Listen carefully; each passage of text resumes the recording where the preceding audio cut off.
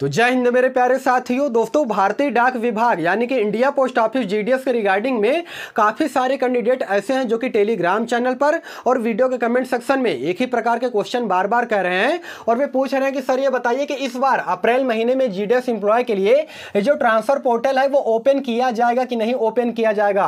और साथ ही साथ दोस्तों मैं आपको आज के इस वीडियो में ये भी बताऊंगा कि आखिर ये जो जीडीएस एम्प्लॉय है वो ट्रांसफर पोर्टल ना ओपन होने से आखिर इतना ज़्यादा क्यों परेशान है, इसके पीछे का क्या रीजन है। तो देखिए अभी रिसेंटली में हुआ क्या था कि विभाग के द्वारा 18 जनवरी 2024 के दिन एक नोटिफिकेशन जारी किया गया था जिसमें सभी सीपीएमजी से फीडबैक सजेशन मांगा गया था ट्रांसफर पोर्टल के रिगार्डिंग में। दोस्तों एक आंकड़ा मैं आपको आज ऐसा बताने वाला हूं ना जिसको सुन करके आप लोग पूरी तरीके से चौंक जाओगे। देखिए जैसा कि आप सभी लोगों को मालूम होगा कि पूरे भारत देश में टोटल 2,70,000 जीडीएस कर्मचारी जो है वर्तमान समय में कार्यरत है और इसमें से 60% जीडीएस एम्प्लॉय ऐसे हैं ना जो कि अदर स्टेट में जो है वो नौकरी करते हैं, काम करते हैं, मतलब कि अपना स्टेट छोड़ करके किसी दूसरे राज्य में काम करते हैं। 2,70,000 का अगर आप 60% निकालोगे ना दोस्तों तो ये निकल करके आएगा 1,62,000, यानी कि 1,62,000 जीडीएस एम्प्लॉय ऐसे हैं जो कि दूसरे स्टेट में रह करके नौकरी कर रहे हैं। बाकी 40% यानी कि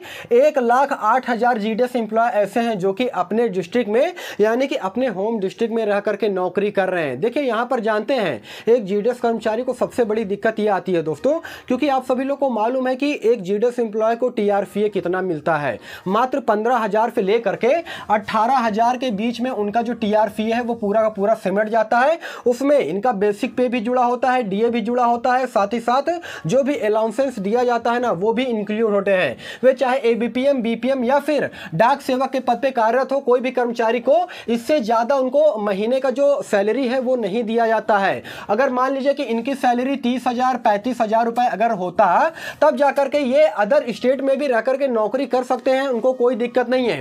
क्योंकि देखिए इन्हीं 15 से 18,000 में इनको समझ लीजिए कि घर का किराया, उसके अलावा इलेक्ट्रिसिटी का बिल हो गया, उसके अलावा दोस्तों अगर वे टू व्हीलर से जा करके जो है चिट्ठी बांटते हैं, लेटर वितरित करने का काम करते हैं तो महीने का 3 से 4,000 रुपए केवल पेट्रोल का खर्च निकल चला जाता है। तो अब यहीं से आप लोग समझ लीजिए कि एक जीडीएस कर्मचारी जिनको कि 15,000 से लेकर के 18,000 के बीच में दिया जाता है आखिर उनके पास क्या ही बचेगा। और इसीलिए एक जीडीएस कर्मचारी जो है वो दूसरे स्टेट में नौकरी नहीं करना चाहता है, वो अपने स्वयं के जो होम डिस्ट्रिक्ट है वहां पर रह करके नौकरी करना चाहता है, जिससे कि उसका हाउस रेंट भी बचेगा, इलेक्ट्रिसिटी बिल जो है वो भी बचेगा, उसके अलावा जो राशन के खर्चे होते हैं वो भी जो है उसमें भी कुछ ना कुछ कमी आएगी। और जो पेट्रोल का खर्चा होगा, अगर वे मान लीजिए कि टू व्हीलर से अगर चिट्ठी वितरित करते हैं तो उसमें पेट्रोल का खर्चा तो आएगा ही, लेकिन अगर साइकिल से वितरित करते हैं तो पेट्रोल का भी खर्चा बचेगा। लेकिन आज के टाइम पे आपको मालूम है दोस्तों कि शायद ही कुछ ही ऐसे जीडीएस कर्मचारी होंगे जो कि साइकिल से जो है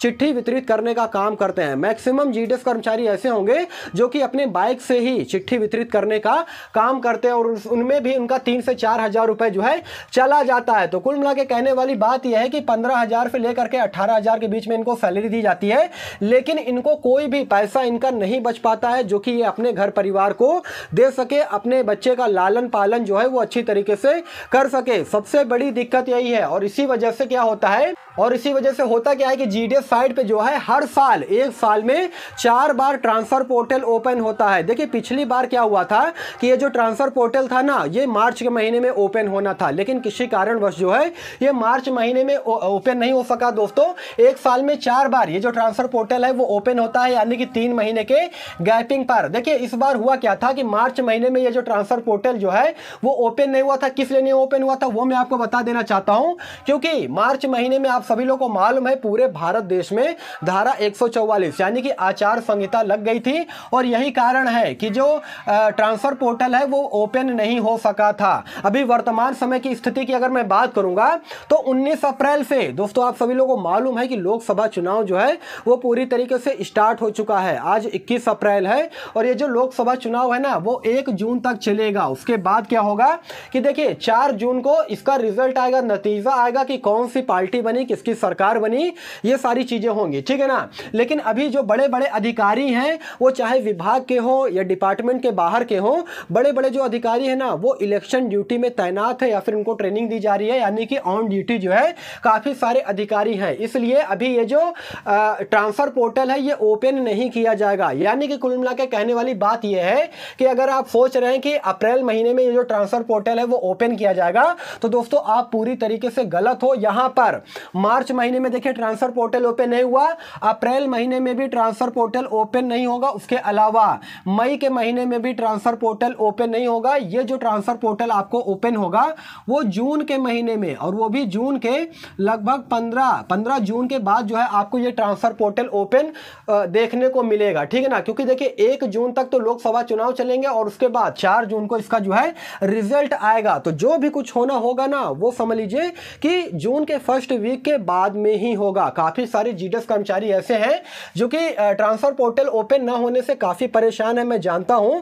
देखिए दोस्तों, एक जो जीडीएस कर्मचारी है ना, वो समझ लीजिए कि अपने घर परिवार को छोड़ करके दूसरे राज्य में जो है वो 15,000 16,000 की नौकरी कर रहा है। तो यार उसके मन में भी ये चाहत होती है कि वे स्वयं के होम डिस्ट्रिक्ट में आ करके अपने घर के नजदीक में जो भी पोस्ट ऑफिस है वहां पर रह करके ड्यूटी करे। और दोस्तों यही रीजन है कि ट्रांसफर पोर्टल ओपन होने का इंतजार जो है काफी सारे जीडीएस कर्मचारी किया करते हैं। 2,70,000 जीडीएस कर्मचारी में से दोस्तों मैं आपको बता रहा हूं 60% यानी कि 1,62,000 जीडीएस कर्मचारी ऐसे हैं जो कि दूसरे स्टेट में नौकरी करते हैं। मतलब कि और ये जानते हैं उनकी मजबूरी है, ये खुशी से दूसरे स्टेट में नौकरी नहीं करते हैं, वे भी चाहते हैं कि वे अपने घर परिवार के साथ में रह करके काम करें, शाम को अपने घर आए। लेकिन चूंकि उनकी ये मजबूरी है दोस्तों, इस वजह से वे जो है दूसरे स्टेट में काम करते हैं।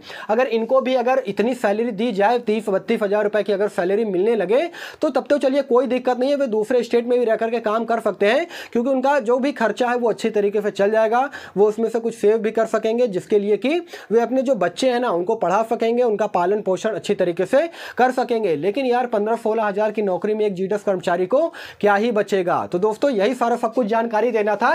देखिए जो भी बच्चे, जो भी जीडीएस एम्प्लॉय जो है वो ट्रांसफर पोर्टल का ओपन होने का वेट कर रहे हैं ना, उनके लिए मैं आपको बता देना चाहता हूं कि जून महीने में यानी कि 15 जून के बाद में ही आपको जो ट्रांसफर पोर्टल है वो ओपन होने को देखने को मिलेगा। उससे पहले आप लोग बिल्कुल भी भूल जाइए। अगर कोई भी यूट्यूबर या कोई भी टीचर आपसे ये कहता है कि अप्रैल महीने में या फिर मई महीने में ट्रांसफर पोर्टल ओपन होगा, ये तो सरासर बिल्कुल पूरी तरीके से झूठ है। क्योंकि देखिए जब तक लोकसभा चुनाव चलेगा तब तक यहां पर कुछ भी नहीं हो सकता।